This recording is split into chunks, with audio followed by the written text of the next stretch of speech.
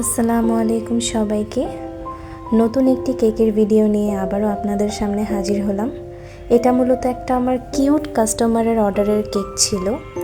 কাস্টমারটা খুবই কিউট, খুবই ভরসা করে আমার কাছে কেক অর্ডার করেছে। মাশাআল্লাহ, সে মূলত তার ম্যারেজ অ্যানিভার্সারির জন্য আমার কাছে কেকটা অর্ডার করে, ভ্যালেন্টাইন থিম কেক।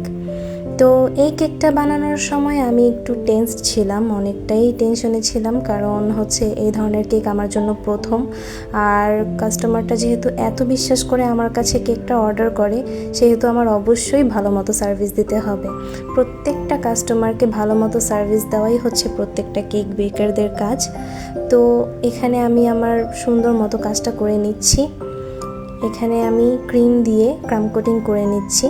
ক্রাম কোটিং করার সময় আমরা একটা জিনিস খেয়াল রাখবো যে ক্রাম কোটিংয়ের সময় বেশি ক্রিম যাতে আমরা ইউজ না করি। খুব অতিরিক্ত ক্রিম দিয়ে ক্রাম কোটিং করলে ক্রাম কোটিংটা ভালো হয় না, আর দ্বিতীয়ত কেকটাও খেতে ভালো লাগে না। তো আমি আসলে খুবই সময় নিয়ে ক্রাম কোটিংটা করছি, কারণ আমার একটা কাজ যত্ন সহকারে করলে আমার খুবই সময় লাগে। অনেকে খুব তাড়াতাড়ি দ্রুত করে ফেলে, আমি আসলে সেটা করতে পারি না। খুবই হাইজিন মেনটেন করে পরিষ্কার পরিচ্ছন্ন থেকে করতে যেয়ে আমার অনেক বেশি সময় লাগে। তো আপুটা আমার কাছে অনেক কিছু ডিসকাস করে, সে কিভাবে তার হাজব্যান্ডকে সারপ্রাইজ দিবে, কিভাবে কি করবে, কোন জিনিসটা কিনবে, কি ড্রেস পরবে, সব কিছু আমার সাথে ডিসকাস করছিল। সে এতটা এক্সাইটেড ছিল, আর তার মূল আকর্ষণটাই ছিল এই কেকটা।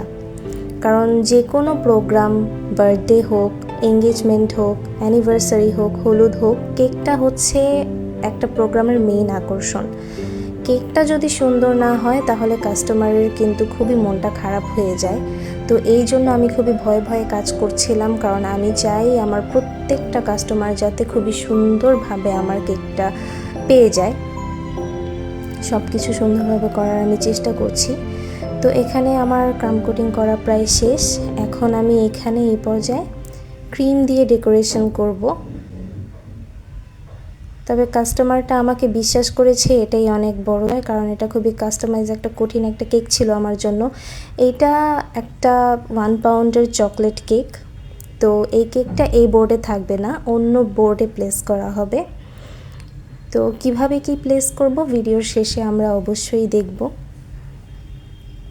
তো এখন এই পর্যায়ে আমরা ক্রিম দিয়ে ডেকোরেশনটা করে নিচ্ছি।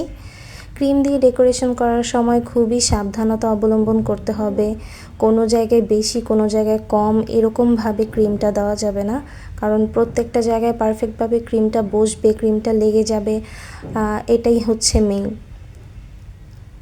তো এই সময় খুবই মনোযোগ দিয়ে কাজ করছি। আমার মূলত এই কেকটা বানাতে খুবই সময় লাগে, কারণ আমি খুবই মনোযোগ দিয়ে কাজটা করি। যেহেতু আপু আমার কাছে নতুন, আপু বিশ্বাস করেছে আমাকে। তবে আমি যেই ভয়টা ছিলাম সেটা আলহামদুলিল্লাহ দূর হয়ে গেছে। আপুটার আমার কেক এতটা পছন্দ হয়েছে, তার বাড়ির সবারও আমার কেকটা অনেক পছন্দ হয়েছে। আলহামদুলিল্লাহ, সবই আল্লাহর কৃপা। তো এখন এই পর্যায়ে আমি কেকটাতে ফিনিশিং দিয়ে নিচ্ছি। ফিনিশিং সহ কেকটা সম্পূর্ণই অনেক ভালো হয়েছে, আলহামদুলিল্লাহ, খুবই সুন্দর হয়েছে। তো টার্ন টেবিলটার নিচে আমি একটা কাপড় দিয়ে নিয়েছি, কারণ কাপড়টা না দিলে বা টিস্যু পেপার অন্তত আপনারা দেওয়ার চেষ্টা করবেন, তা না হলে টার্ন টেবিল থেকে কেক বোর্ডটা সরে যায়। তো এই জিনিসটা খুবই বিরক্তিকর আমার জন্য। তো এখন এই পর্যায়ে আমরা কেকের ফাইনাল লুকটা দেখব।